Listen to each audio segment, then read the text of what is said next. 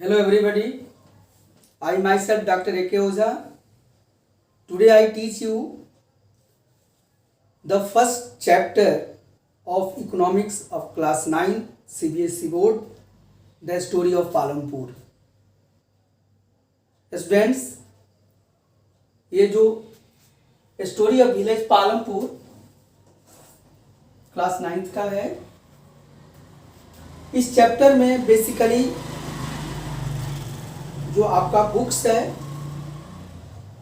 उसमें starting overview, introduction, organisation of production, farming activity and non farming activity, एक एक topic को हम करके आपको समझाएंगे, लेकिन आप अच्छी तरीके से इसको समझ पाएँ इसके लिए एक फ्लो चार्ट का मदद लिया जाएगा और उसे आप समझने का प्रयास कीजिए। और इस टॉपिक में जो भी लिखा गया है आज इस वीडियो में आपका पूरा कंसंट्रेशन लेक्चर को सुनने पर होना चाहिए, टीचिंग को समझने पर होना चाहिए और इस फ्लो चार्ट को आप नोट कर लीजिए अपने कॉपी पर। इसलिए तुरंत कॉपी और पेन को आप रेडी रखिए। और इसके बाद बाकी चीज़ें जो हैं इसके short questions, long question, multiple choice questions या इसका समरी, ये चीज़ आपको ब्लॉग के माध्यम से, लिंक के माध्यम से आपको मिल जाएगा। तो मेन फोकस आपको समझने पर करना है। अब देखिए यहाँ लिखिए फ्लो चार्ट, ये टॉपिक है the story of village Palampur. एक फ्लो चार्ट का मदद लिया जा रहा है ताकि आप इसको समझ पाएँ और आपकी फ्लुएंसी बनी रहे। सबसे पहले तो ओवरव्यू में ये समझाया गया है, इसमें 3 चीज़ों पर चर्चा की गई है। पहला, ये जो पालमपुर शब्द है, ये विलेज जो पालमपुर है, इस पर ये चर्चा किया गया है। सबसे फर्स्ट पालमपुर, ये पालमपुर क्या है? Actually Palampur is a hypothetical village. यह एक इमेजिनरी गांव है, एक काल्पनिक गांव है। ऐसा कुछ नहीं है कि पालमपुर नामक कोई गांव रियल में कहीं एग्जिस्ट कर रहा है, वहां जाकर अध्ययन किया गया है और उस पर चर्चा की गई है। ये एक इमेजिनरी गांव है और ये गांव का कंसेप्ट इसमें समझाया गया है कि आप लिख लीजिए पालमपुर। ये सबसे स्टार्टिंग में ही इस चैप्टर में बताया गया है कि हाइपोथेटिकल विलेज, हाइपोथेटिकल विलेज।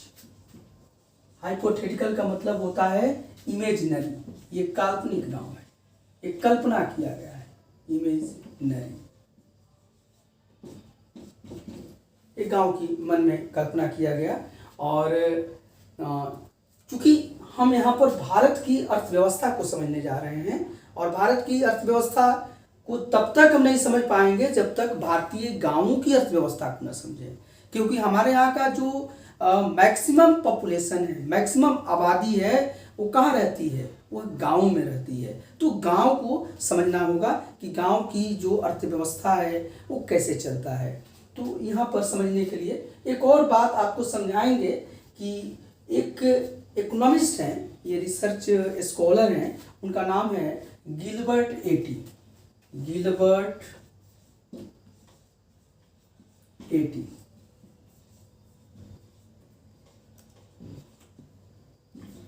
इन्होंने एक रिसर्च किया है, गिलबर्ट, और अपने रिसर्च में स्पेशली यह जो वेस्टर्न उत्तर प्रदेश है, भारत का एक उत्तर प्रदेश एक प्रोविंस है, और उत्तर प्रदेश का जो पश्चिमी भाग है वेस्टर्न उत्तर प्रदेश और स्पेशली बुलंदशहर डिस्ट्रिक्ट, इस डिस्ट्रिक्ट में जो गांव हैं उन गांवों पर इनका अध्ययन है। और जब इस पूरी स्टोरी को हम पढ़ते हैं और यहाँ पर जो गांव में जो भी सुविधा है इसको हम देखते हैं तो हमको लगता है कि शायद गिलबर्ट एटी ने जिस गांव पर रिसर्च किया है उन्हीं गांवों को उठाकर इसको लिखा गया है।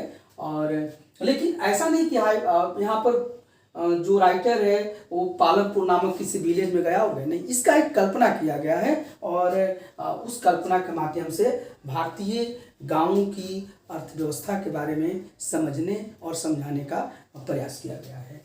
तो सबसे इसमें चर्चा हो रही है। दूसरी ओवरव्यू में ये बात बताया गया है कि purpose of the story, purpose, इसका पर्पस क्या है? इसका मुख्य पर्पस है to introduce the basic concept of production. ये जो भी पालमपुर विलेज की हम लोग स्टडी कर रहे हैं उसका हमारा उद्देश्य है कि जो उत्पादन है उसके जो मूलभूत जो संकल्पना है उस पर चर्चा किया जाए। तो ये लिख लीजिए कि ये जो इसका पर्पस है वह, इसको हम मिटा लेते हैं, लिख लीजिए।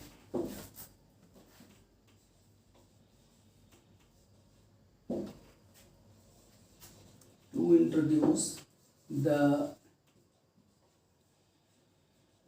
basic concept of production।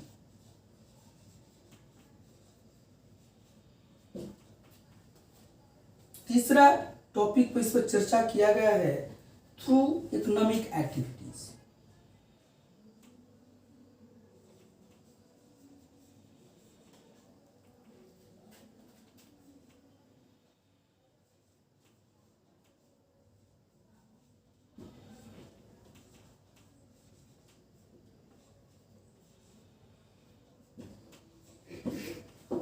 बहुत आसानी से आप समझिए, पालमपुर एक हाइपोथेटिकल विलेज है, एक इमेजिनरी गांव है। इस हाइपोथेटिकल विलेज के माध्यम से जो उत्पादन है उसके बेसिक कंसेप्ट को इंट्रोड्यूस किया गया है और इसको इंट्रोड्यूस करने के लिए ये इकोनॉमिक एक्टिविटी का माध्यम बनाया गया है। और ये देखा गया है कि पालमपुर गांव की जो, ये सिर्फ पालमपुर गांव ही नहीं, हमारे यहाँ के जितने भी गांव हैं वहाँ की जो मेन इकोनॉमिक एक्टिविटीज जो है वो फार्मिंग है। तो यहाँ पर इकोनॉमिक एक्टिविटी में यहाँ पर चर्चा किया गया है और हम आगे इसको काफ़ी डिटेल में हम अध्ययन भी करेंगे कि मेन जो इकोनॉमिक एक्टिविटी है, इकोनॉमिक एक्टिविटी वो है एग्रीकल्चर, फार्मिंग, एग्रीकल्चर या इसी को फार्मिंग बोलते हैं।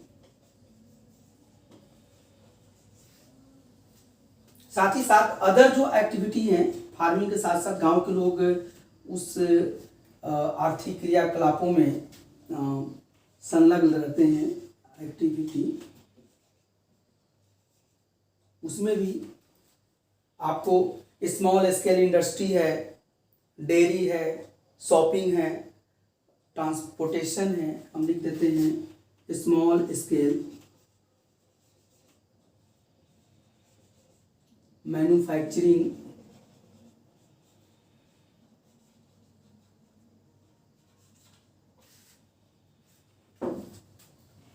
ट्रांसपोर्ट, डेयरी, शॉपकीपिंग,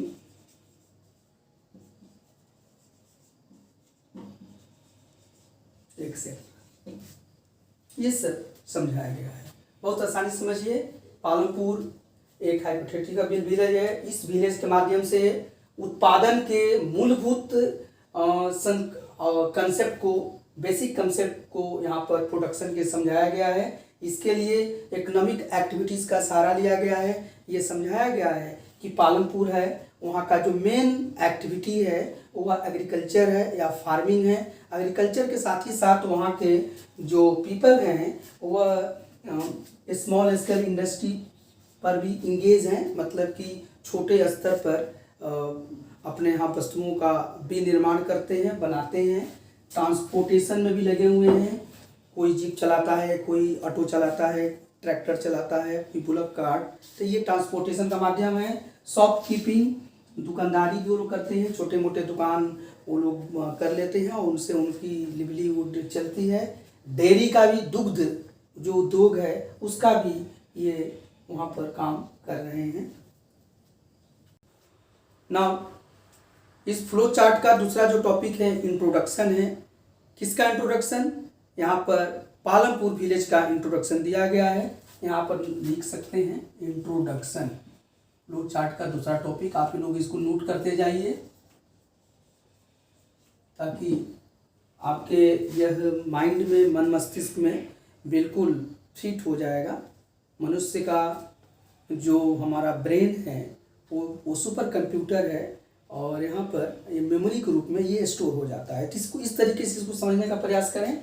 इंट्रोडक्शन में सबसे पहले समझाया गया है कि पालमपुर जो विलेज है, ये मैं यहाँ लिख भी दूंगा, इसे समझा देता हूँ कि पालमपुर विलेज अबाउट, ये बहुत बड़ा गांव नहीं है, ये न बहुत बड़ा गांव है न बहुत छोटा है। यहाँ पर फैमिली समझाई गई है कि 450 फैमिलीज रहती है, 450 परिवारों का यह गांव है। ये जो 450 परिवार हैं, 450 फैमिलीज हैं, ये फ्रॉम डिफरेंट कास्ट, इसमें विभिन्न जातियां रहती हैं और इस डिफरेंट कास्ट में 80 जो हैं, 80 वह अपर कास्ट हैं। साथ ही साथ पॉपुलेशन का 1/3 जो भाग है वह शेड्यूल कास्ट है। ये सबको मैं यहाँ पर अभी नोट करूँगा, आप पहले समझ लीजिए।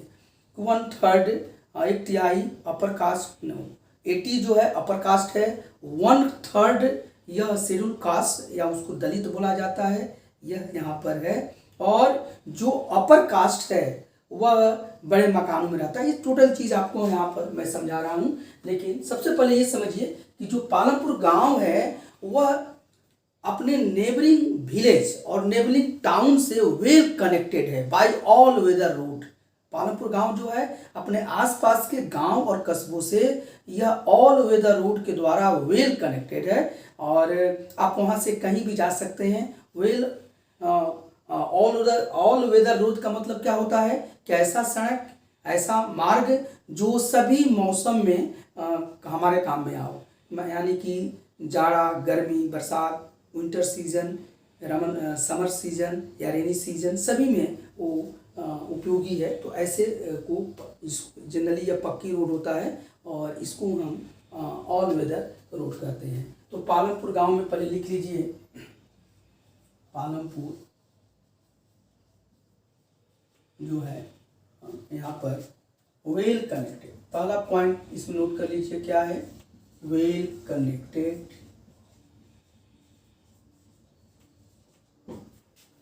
To neighboring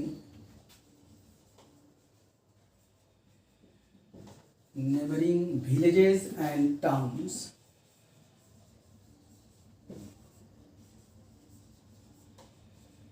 by all weather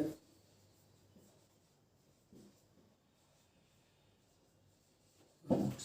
सबसे पहली बात है पालमपुर अपने नज़दीक के गाँव से या शहरों से ये पक्की सड़कों के माध्यम से, ऑल वेदर रोड्स के माध्यम से अच्छी तरीके से संपर्क में है, जुड़ा हुआ है।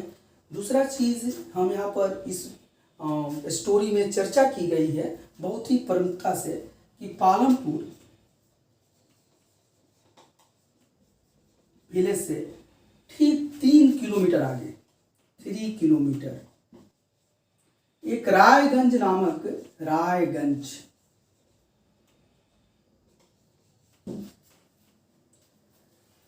एक बिग विलेज है।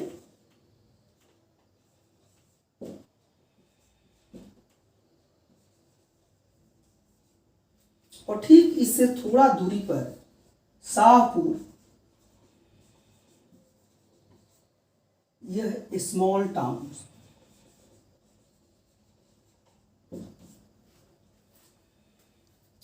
इसकी प्रमुखता से चर्चा की गई है क्योंकि आगे हमको कहानी को समझने में ज़रूरत पड़ेगी कि पालमपुर जो है ठीक इससे 3 किलोमीटर दूरी पर रायगंज एक बिग विलेज है, बड़ा सा गांव है। और ठीक उसके थोड़ी दूरी पर शाहपुर नामक एक स्मॉल टाउन को हम शहर या कस्बा बोलते हैं, छोटा शहर है, बसा हुआ है। यहाँ पर जब पालमपुर में हम देखते हैं कि ये जो रोड है जो कि पालमपुर का रोड है जो रायगंज और शाहपुर से जुड़ा हुआ है, वहाँ पर ट्रांसपोर्टेशन की बहुत अच्छी व्यवस्था है, यातायात की बहुत अच्छी सुविधा है। यहाँ पर लिख लीजिए ट्रांसपोर्टेशन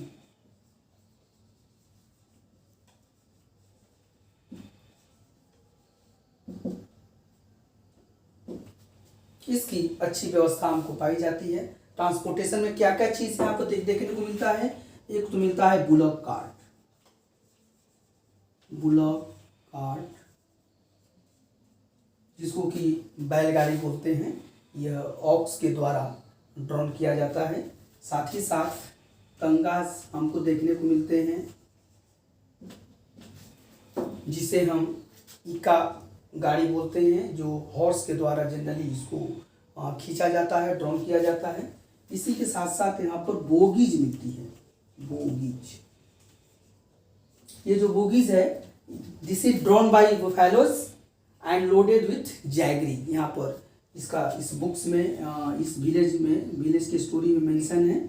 यह जो है लिख लीजिए, ड्रॉन बाय बुफैलोज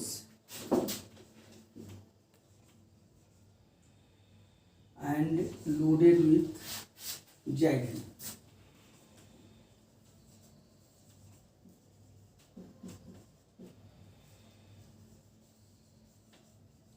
जैगरी को गुड़ हम बोलते हैं, गुड़ जो होता है शुगर केन से बनता है। शुगर केन को हम गन्ना या ईख बोलते हैं। तो इससे तो यहाँ पर ये जो साधन है, तंगा है, बुलक कार्ट है, बोगीज हैं, ये सब तमाम चीज़ प्रमुखता से इस रोड पर हमको देखने को मिल जाएंगे। इसके साथ साथ मोटर व्हीकल्स भी हैं, जो कि इंजन के माध्यम से, मोटर के माध्यम से चलते हैं। इसमें मोटरसाइकिल है, जीप है, ट्रैक्टर है, ट्रक है, इन सब चीज़ों की चर्चा की गई है। यहाँ पर लिख सकते हैं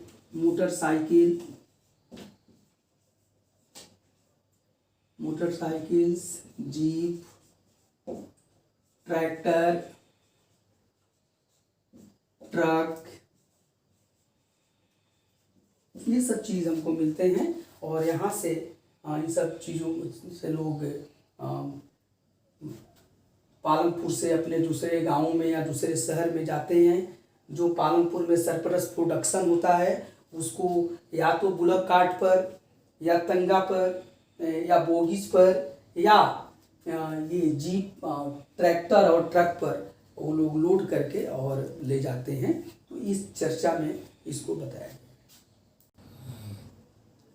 नेक्स्ट पालमपुर के बारे में जो चर्चा की गई है इस स्टोरी में, वह वहाँ के जो इंटरनल डेमोग्राफी है या इंटरनल जो स्ट्रक्चर है, यह बताया गया है कि पालमपुर बहुत बड़ा गांव नहीं है, 450 फैमिली का गांव है, 450 परिवारों का एक गांव है। और ये जो 450 फैमिलीज है, इसमें डिफरेंट कास्ट हैं, कई जातियों से मिलकर ये गांव बना हुआ है। और इसमें हम इसको यहाँ लिख रहे हैं, पहले नोट कर लीजिए आप लोग। 450 फैमिलीज है,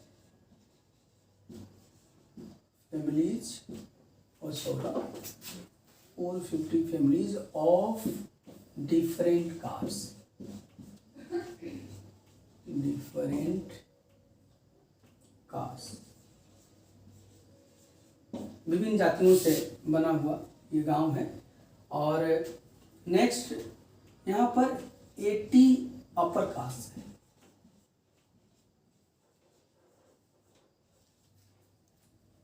80 परिवार जो है वो ऊंची जातियों से संबंधित है।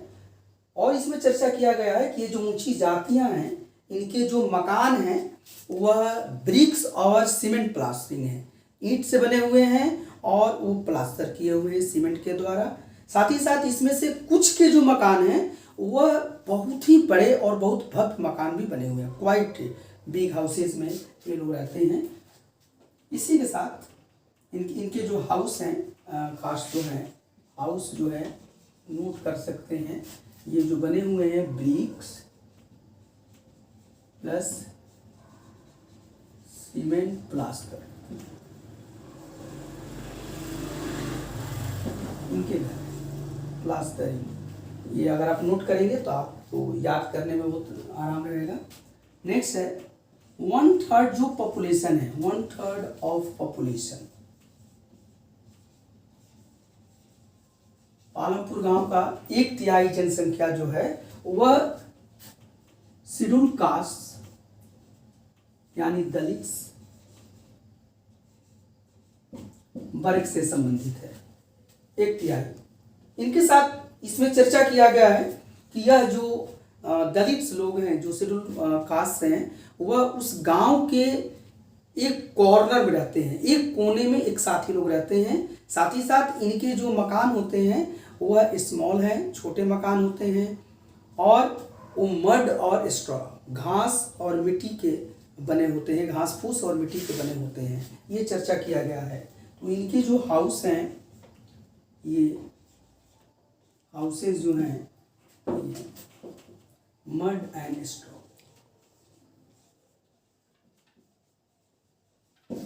इससे बने हैं। और इससे इनकी आर्थिक कंडीशन के बारे में पता चलता है इनके मकानों से, कि जो अपर कास्ट है वहाँ पर अच्छी इकोनॉमिक कंडीशन को एंजॉय कर रहा है, और जो यहाँ के शेड्यूल कास्ट हैं, जो दलित्स हैं, वह लोअर इकोनॉमिक एक्टिविटी से सफरिंग कर रहे हैं। ये चर्चा की गई है। यस, नेक्स्ट पॉइंट, इस विलेज के बारे में इंट्रोडक्शन में समझाया गया है। इसका इंट्रोडक्शन समझने वाला है, और चूंकि इसी पर पूरी कहानी बेस्ड है, इसलिए इसके एक एक पॉइंट्स को समझना काफ़ी जरूरी है। अब हम इलेक्ट्रिसिटी के बारे में बताया गया है। इलेक्ट्रिसिटी, ये सबसे सुखद बात है कि पालमपुर जो विलेज है उसके मैक्सिमम हाउसेज इलेक्ट्रिसिटी या फैसिलिटीज को एंजॉय कर रहे हैं। मतलब वहाँ बिजली की सुविधा है, अधिकांश घरों में बिजली की सुविधा है। और नेक्स्ट पॉइंट जो है यह एजुकेशन के बारे में। इलेक्ट्रिसिटी में कुछ और चीज़ आपको हम समझाना चाहेंगे, सॉरी, यहाँ पर कि हाउसेज में इलेक्ट्रिसिटी का तो यूज होता ही है। यूज ऑफ इलेक्ट्रिसिटी में यहाँ पर लिख देता हूँ। एक तो हाउस में लोग करते हैं, साथ ही साथ दूसरा इसका उपयोग है इरिगेशन में। इरिगेशन में तीसरा है जो भी ये स्मॉल स्केल इंडस्ट्रीज जो हैं, और उसमें भी चर्चा करते हैं, उसमें भी इसका यूज है। यहाँ पर इंडस्ट्री में, जैसे कि इंडस्ट्री का मान लीजिए कि जनरेटर है, टीसी, इससे चलता है। इरिगेशन में जो भी है आपका ट्यूबवेल्स हैं, ईटीसी, ये इलेक्ट्रिसिटी चलते हैं। तो इन सब चीज़ों में पालमपुर में इलेक्ट्रिसिटी का उपयोग होता है। हाउस में, घर में जलाने के लिए, प्रकाश के लिए या पंखे के लिए, जो भी हम घर में बिजली का उपयोग करते हैं। सिंचाई में इसका बहुत ही उपयोग हो रहा है। और इंडस्ट्री में, स्मॉल स्केल इंडस्ट्री जो है उसमें भी इलेक्ट्रिसिटी का बहुत अच्छा उपयोग है। अब हम जो पालमपुर गांव के बारे में चर्चा किया गया है, एजुकेशन के बारे में, और यहाँ पर समझाया गया है। हम यहाँ पर इसको आपको लिख भी देंगे कि एजुकेशन में यहाँ पर 2 प्राइमरी स्कूल्स हैं बच्चों को पढ़ाई करने के लिए, और 1 हाई स्कूल है। इसको नोट कर लीजिए यहाँ, 2 प्राइमरी स्कूल्स,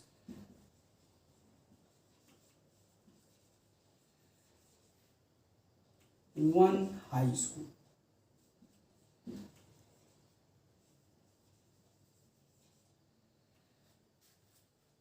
फिर पालमपुर गांव के हेल्थ के बारे में चर्चा की गई है।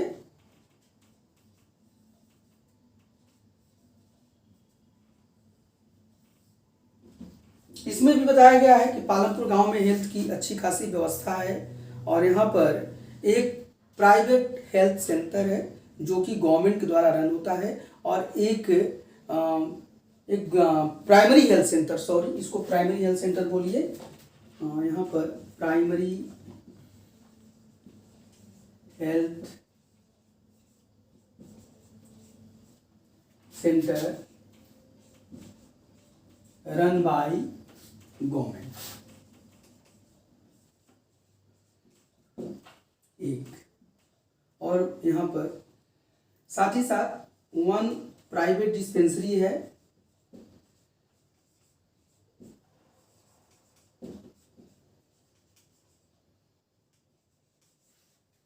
ये 2 व्यवस्था यहाँ पर है जहाँ की सिक पीपल की, बीमार लोगों की इलाज होती है।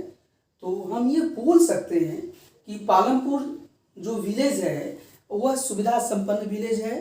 वहाँ पर रोड्स हैं, सिंचाई की व्यवस्था है, बिजली है, साथ ही साथ वहाँ पर एजुकेशन की अच्छी खासी व्यवस्था है, हेल्थ की अच्छी खासी व्यवस्था है। ये तमाम चीज़ें इसमें चर्चा की गई।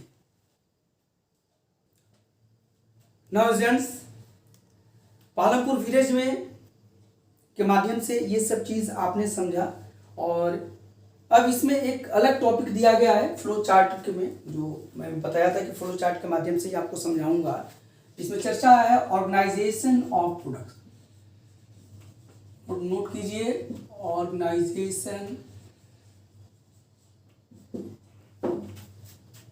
ऑफ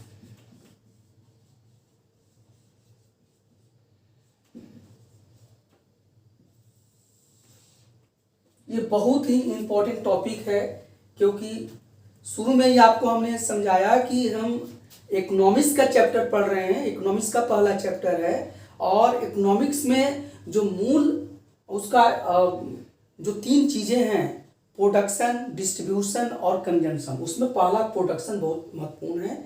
और इसमें इसको बहुत ही आप बच्चों को सरलता से समझाया गया है कि किसी भी चीज़ के उत्पादन के लिए कितनी चीज़ों की ज़रूरत है, क्योंकि बिना उसका उत्पादन हो ही नहीं सकता है। तो अगर हम कोई भी चीज़ का उत्पादन करना चाहेंगे तो उसके लिए हमें जनरली 4 चीज़ों की ज़रूरत पड़ती है। पहला है लैंड, दूसरा है लेबर, तीसरा है, ये सभी चीज़ों को मैं यहाँ पर नोट करूँगा, तीसरा है फिजिकल कैपिटल, और चौथा है ह्यूमन रिसोर्स। सपोज कीजिए कि अगर आप ये बुक्स बनाना चाहते हैं, किताब आप बच्चों पढ़ते हैं ना, इकोनॉमिक्स का आपका किताब चाहिए, वो किताब देखिए आपके हाथ में जो बुक्स आया, उसको उसके प्रोडक्शन के लिए, उसको फाइनल रूप देने के लिए आपको ज़रूरत किन किन चीज़ों की पड़ी होगी। पहले तो जहाँ वो किताब बनी होगी, जहाँ उसका एक बिल्डिंग होगा, एक जगह होगा, एक प्लेस होगा, उसको हम लैंड के रूप में लेंगे। साथ ही साथ उस किताब को बनाने में जिनका मेहनत लगा होगा वो लेबर है, और इसी के साथ साथ उसमें जो भी कैपिटल लगा होगा, चाहे वो रॉ मटेरियल के रूप में हो, कागज़ के रूप में हो, या उसमें जो भी इन्वेस्टमेंट आया हो मनी के रूप में, वो सब आपके उसके कैपिटल हो गए। और इसके साथ साथ उस बुक्स में जो भी मैटर है, जो भी चीज़ें हैं, या इन तीनों चीज़ों को जो मिलाया गया, ये लैंड को, लेबर को, कैपिटल को, ये जो मिलाने का जो ज्ञान हुआ और जो ये इसके लिए जो इंटरप्राइज हुआ, इसको हम ह्यूमन रिसोर्स बोलते हैं। तो ये 4 चीज़ों की यहाँ पर चर्चा किया गया है। तो यहाँ पर लिख लीजिए ऑर्गेनाइजेशन ऑफ प्रोडक्शन। और इसमें जो सबसे पहला किसी भी चीज़ के उत्पादन के लिए रिक्वायरमेंट के लिए जो फर्स्ट रिक्वायरमेंट है, यहाँ लिख सकते हैं first requirement.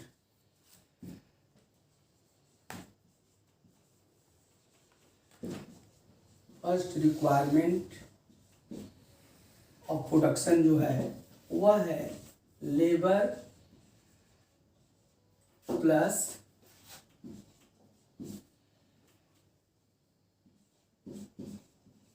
Other natural resources.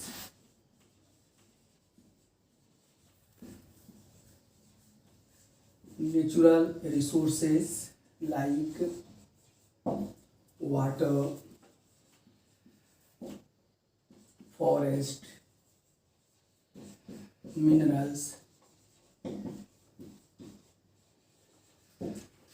ये पहला रिक्वायरमेंट है, क्योंकि बिना इसका कोई प्रोडक्शन होगा नहीं। तो उसको हम यहाँ पर एक second, land, sorry, first requirement जो है वो लैंड है, लिख लीजिएगा, लेबर नहीं, लैंड पहला रिक्वायरमेंट है। और लैंड के साथ ही साथ जो दूसरे नेचुरल रिसोर्सेज हैं वो भी उसमें इंक्लूड हैं, जिसमें कि वाटर है, फॉरेस्ट है, मिनरल्स है। पहला ये रिक्वायरमेंट है। दूसरा जो रिक्वायरमेंट है, सेकेंड रिक्वायरमेंट,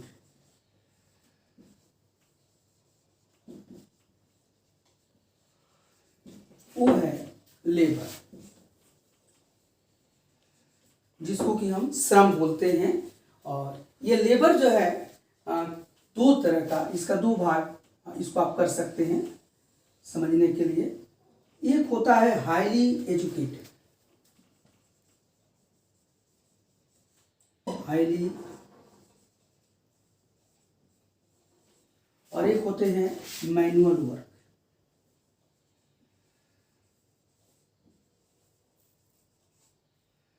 ये समझिए कि लेबर को हम दो भाग में बांट देते हैं।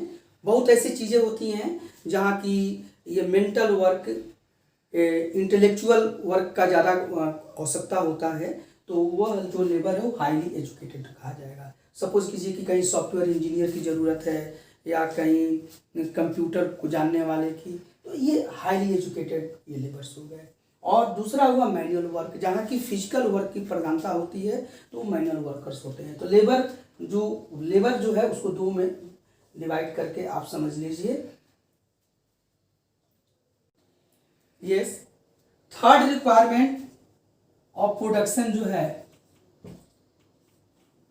यह हमारा कैपिटल है, फिजिकल कैपिटल। लेकिन इस बुक्स में आगे फिजिकल कैपिटल को कैपिटल के रूप में बताया गया है। तो ये जो थर्ड रिक्वायरमेंट है, लिख लीजिए थर्ड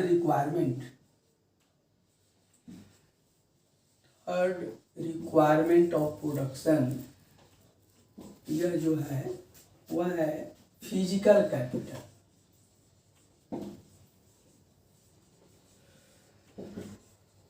इसको आराम से आप समझिएगा कि फिजिकल कैपिटल क्या है।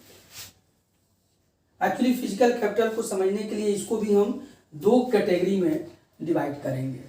पहला जो है वह हम इसको कहेंगे फिक्स्ड कैपिटल, फिक्स्ड, और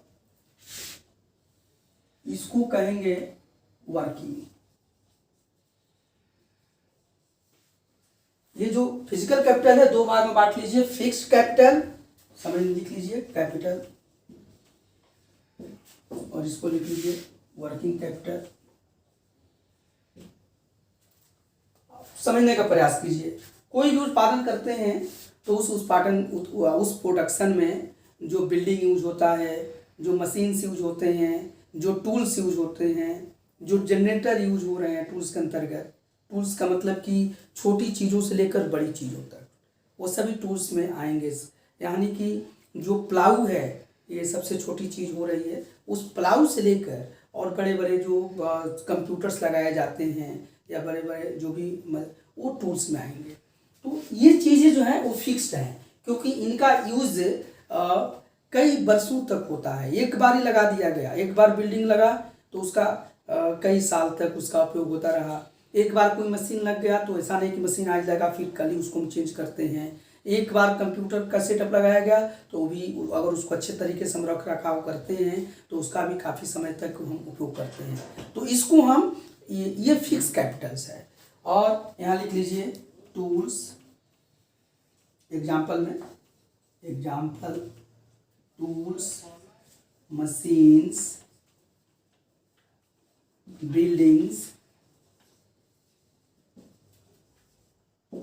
ये आपका फिक्स कैपिटल हो गया। वर्किंग कैपिटल क्या है? जब भी हम कोई इंडस्ट्री सेटअप करेंगे तो हमको मनी इन हैंड चाहिए, साथ ही साथ रॉ मटेरियल चाहिए। दो चीज इसमें मेन है। इसमें एक तो रॉ मटेरियल्स हैं, रॉ मटेरियल्स, और दूसरा money in hand, money in hand. Working capital में कि कोई भी इंडस्ट्री है, अब ऐसा समझने का प्रयास कीजिए, मान लीजिए कि शुगर केन इंडस्ट्री है जहाँ की चीनी का उत्पादन होता है, तो उसका रॉ मटेरियल शुगर जो हुआ वो रॉ मटेरियल हुआ, ठीक है। ये जब हम खरीद कर लाएंगे तो इसमें हमको खर्चे आएंगे, पैसे आएंगे। लेकिन ये ऐसा नहीं कि एक बार हमने शुगर केन खरीद लिया तो उससे सालों भर हमारा यूज हो रहा है, ऐसा नहीं होता है। लेकिन बिल्डिंग में यूज है इसलिए फिक्स कैपिटल है। तो यह आपका वर्किंग कैपिटल है। और मनी इन हैंड, और भी हमें जो सैलरी देना है, जो भी हमारे यहाँ लेबर काम करते हैं, श्रमिक काम करते हैं, और भी बहुत सारे खर्चे हैं, ट्रांसपोर्टेशन में हमें खर्चा आएगा। तो हमेशा हमारे हाथ में जो मनी है और जो रॉ मटेरियल खरीदने में खर्चे के लिए जो खर्च होते हैं, इसी को हम वर्किंग कैपिटल कहते हैं। तो स्टूडेंट आप इसको समझ गए होंगे कि फिजिकल कैपिटल दो तरीके का होता है, उसमें एक फिक्स कैपिटल है और एक वर्किंग कैपिटल है। फिक्स कैपिटल का मतलब जो हुआ कि जो भी टूल्स है, मशीन्स है, बिल्डिंग्स है, यानी कि इनका साल दर साल इसका यूज होता है, उसको हम फिक्स कैपिटल कहेंगे। और वर्किंग कैपिटल का मतलब ये हुआ कि जो रॉ मटेरियल्स उस इंडस्ट्री के लिए यूज होते हैं, या जो सैलरी में, पेमेंट्स में, मेंटेनेंस में जो हमें डे टू डे प्रतिदिन जो खर्चे लगते हैं, और भी हमारे हाथ में जो पैसे हैं जो ज़रूरत पर खर्चे की जाते हैं, मनी इन हैंड, इसको हम वर्किंग कैपिटल कहते हैं। नाउ जो रिक्वायरमेंट्स ऑफ प्रोडक्शन है, या फैक्टर्स ऑफ प्रोडक्शन है, या ऑर्गेनाइजेशन ऑफ प्रोडक्शन जो हम लोग समझ रहे हैं, इसमें जो चौथा रिक्वायरमेंट्स है, फोर्थ रिक्वायरमेंट्स, ये बहुत इंपॉर्टेंट है, और यह है आपका ह्यूमन रिसोर्स।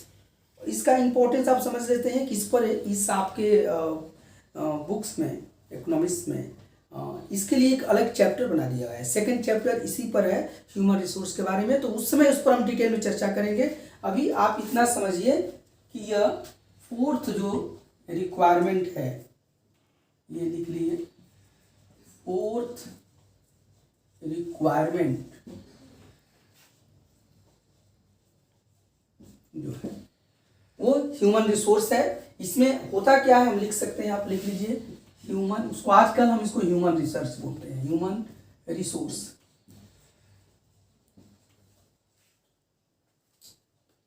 अब देखिए, जो भी हमारे पास ऑर्गेनाइजेशन के हमने जो चर्चा किया, लैंड के बारे में, लेबर के बारे में और फिजिकल कैपिटल के बारे में, हमारे पास ऐसी नॉलेज होनी चाहिए और कि हम इन तीनों को एक साथ हम इनको कंबाइन करें, और एक साथ तीनों को कंबाइन करके, एक साथ तीनों को संयोजित करके हम अपना जो डिजायर्ड हमारा जो आउटपुट है उसको हम पाएँ, हम अब उसके लिए गुड्स या सर्विसेज हम निकाल पाएँ। तो यही जो नॉलेज है, यहाँ पर लिख सकते हैं कि नॉलेज प्लस इंटरप्राइज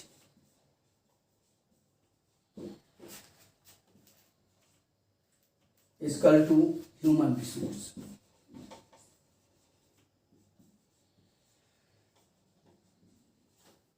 तीनों जो ऊपर के रिक्वायरमेंट्स हैं, लैंड, लेबर, फिजिकल कैपिटल, तीनों को एक साथ लाएं और उसको एक साथ संयोजित करके अपने डिजायर्ड हम गुड्स और सर्विसेज जो निकालते हैं, उसी को आजकल हम ह्यूमन रिसोर्स के रूप में हम जानते हैं। और जो भी हमारा आउटपुट होता है, उस आउटपुट को हम चाहे तो सेल्फ यूटिलाइज करें, अपने सेल्फ यूज में लें, या उसको हम मार्केट में जाकर सेल करें।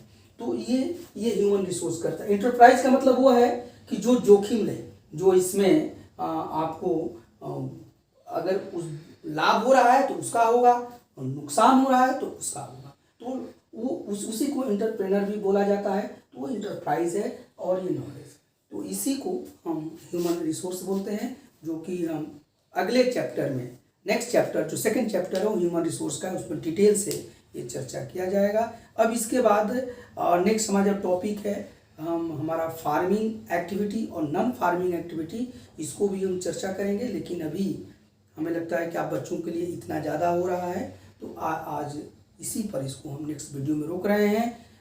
Thank you. एक और बात बोलूँगा कि अगर ये बात आपको समझ में आ रही है, पढ़ाई समझ में आई, तो इस वीडियो को आप ज़रूर लाइक कीजिए, सब्सक्राइब कीजिए और शेयर कीजिए। थैंक्स।